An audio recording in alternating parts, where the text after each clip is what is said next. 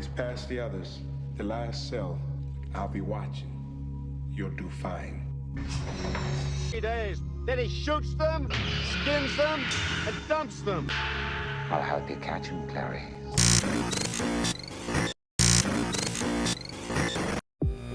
So one of the topics or lessons that we have learned this week is about how to conduct research in clinical psychology. We also tackled the different treatment outcomes, assessment methods, diagnostic, professional, and teaching issues. A primary reason that clinical psychologists have conducted research is to determine how well their therapies work. They do research to examine and enhance the approaches they utilize with clients. They investigate difficulties of psychological diagnosis and categorization. They also conduct empirical study on aspects of their own profession. They investigate the behaviors, beliefs, and practices of clinical psychologists as well as other areas of their professional lives. Clinical psychologists also conduct research on how to educate those entering the profession. So we also discussed the distinction between the efficacy and effectiveness. So efficacy refers to the success of particular therapy in controlled study conducted with clients who were chosen according to particular study criteria. So in short, the efficacy of form of therapy is how well it works in the lab.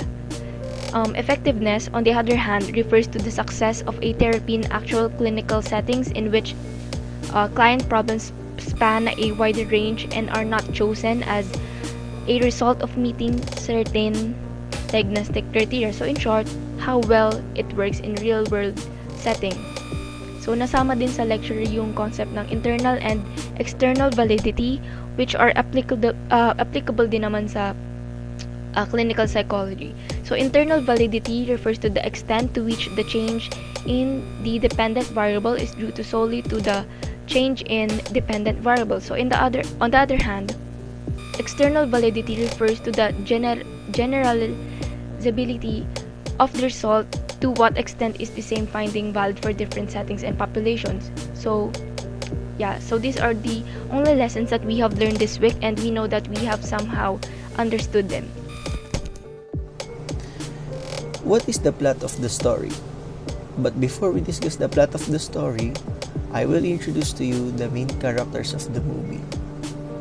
First, Clarice Starling, an FBI trainee who is Jodie Foster, who works hard to develop her profession while attempting to conceal or leave behind her West Virginia roots, which if others knew about would cast her as being stupid or white trash. She hopes to join Jack Crawford's behavioral science unit at the organization after graduation. By the way, Jack Crawford is Scott Glenn. Dr. Hannibal Lecter, who is Sir Anthony Hopkins, a psychiatrist who has been held in isolation in a maximum security facility for the past 8 years for the crime of being a serial killer who cannibalized his victims. They are the main characters of this movie. So this is the plot of the story. Clarice Starling was pulled from her training at the Quantico by Jack Crawford of the Bureau's Behavioral Science Unit. He assigns her to interview Hannibal Lecter, an incarcerated former psychiatrist and cannibalistic serial murderer. Under the guise of convincing Lecter to fill a questionnaire about himself for the Bureau's psychological profiles, but with the secret motive of learning more about psychopath serial killer nicknamed Buffalo Bill, who kills young women and removes their skin from their corpses. When we initially meet Hannibal, he doesn't come off as a blatant serial killer. Instead, he comes across as a well-organized man with a good conscience, unadulterated intellect, and a reasonable temper who detests rudeness. Despite the fact that Hannibal may not appear to be your normal serial murderer, he suffers from what is likely the most prevalent mental illness among serial killers, antisocial personality disorder or ASPD. The typical cause of ASPD is a person's childhood experience. The loss of his sister is, however, our biggest clue because we don't know anything about Hannibal's history. Fearlessness, remorselessness, callousness, brutality, and viciousness are traits of ASPD. Although Hannibal may not seem to fit into all of these characteristics at first, is a volatile individual who is undoubtedly capable of all of them. In order to kidnap women and torment them, Jane Gump, sometimes known as Buffalo Bill, makes up injuries. He then skins the captive women and sews their skin together to create a literal skin suit. He is the most insane person in the novel by a wide margin. Surprisingly, just 3 mental diseases come to mind when thinking about him. The aforementioned ASPD, psychosis, and gender identity disorder or gender dysphoria are among these GD. The last one stands out as the hallmark of GD when a person consistently identifies as the other sex exhibits evidence ongoing discontent with their assigned gender. This is especially evident when Jane Gump is dancing, doing makeup, and making such a violent effort to appear feminine. Mix has a visibly disturbed mental state. It's difficult to miss him because he's the most bizarre character in Silence of the Lambs, and the first to pass away, especially after he threw semen at Starling. Additionally, Mix is referred to as multiple Mix. When we first meet Hannibal, might this perhaps be a reference at multiple personality disorder?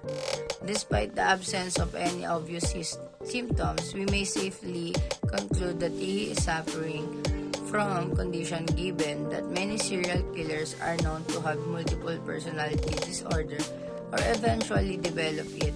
We can infer from this alone that he most likely has many disorders. Meigs unquestionably exhibits psychopathy-related symptoms. Psychopathic tendencies can vary from total antisocial behavior to a complete absence of empathy and regret. Given Meigs' treatment of Starling, it is reasonable to presume that he is struggling with this condition. Finally, we can only speculate as to what Hannibal may have said to Meigs when he mentions how he passed away. Hannibal must have been able to replicate schizophrenic voices or hallucinations to drive Meigs insane, eventually causing the latter to swallow his own tongue, given his proximity to Meigs and his line of work. Meigs had to schizophrenia in order for this to work. Hannibal was merely highlighting it. Previously in our lecture, we learned about conducting research in clinical psychology. We understand what we need to know in conducting a research, like treatment outcomes, diagnostic issues, internal and external validity, the efficacy versus effectiveness, assessment methods that will be required, training and teaching matters, and professional issues where the professional also examine their professions. So, in this week's activity, we've watched the movie entitled Silence of the Lambs.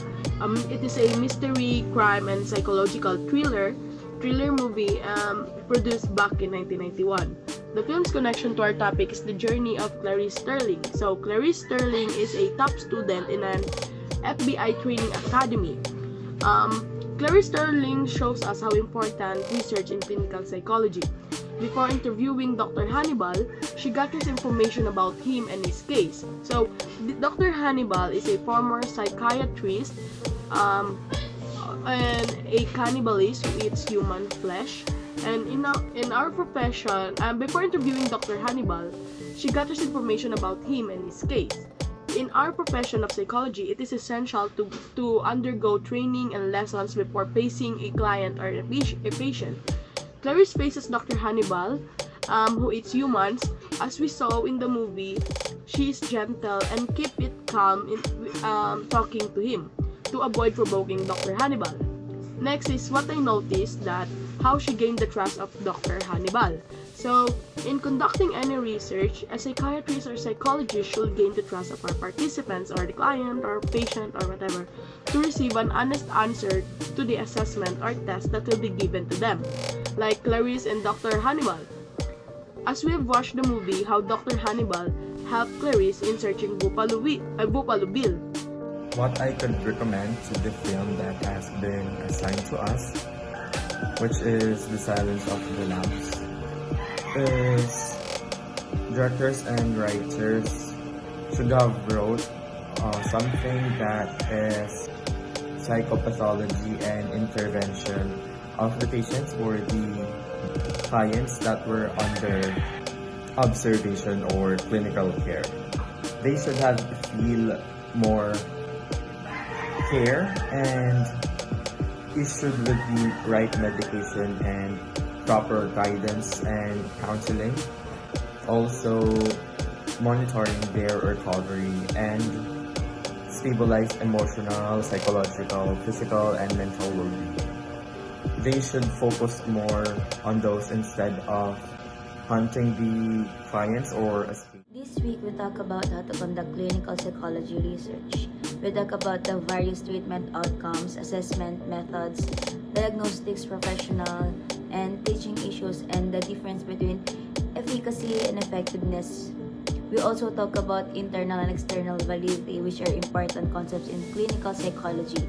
These are the only lessons we have learned this week, and we are confident that we have grasped them.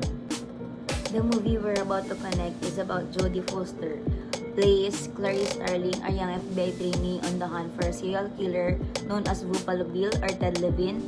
She seeks the help of imprisoned Dr. Hannibal Lecter, Anthony Hopkins, a brilliant psychiatrist and cannibalistic serial killer, to catch him. Crawford believes that Lecter may have information about the case and that Starling, as a beautiful young woman, may be enticement to bring him out. We learn about clinical psychology research and watch the film Silence of the Lambs to understand the importance of research. Clarice Starling demonstrates the importance of research and how to gain the trust of participants or clients in order to receive an honest answer. Furthermore, we believe James Gumb has 3 mental illness: antisocial personality disorder, psychosis, and dysphoria. He is also a Hannibal, a well-organized man with antisocial personality disorder, as well as fearlessness, remorselessness, callousness, brutality, and viciousness. The things that we believe would alleviate his suffering are carbamazepine and lithium may help with antisocial personality disorder. SSRIs may help with anger and general personality disorder symptoms, and antipsychotic medications are usually the first line of treatment for psychosis. Gender dysphoria treatment options include hormone therapy, voice therapy, and psychological support. A discussion with the clinical team is held before deciding on hormone therapy. That's all. Thank you.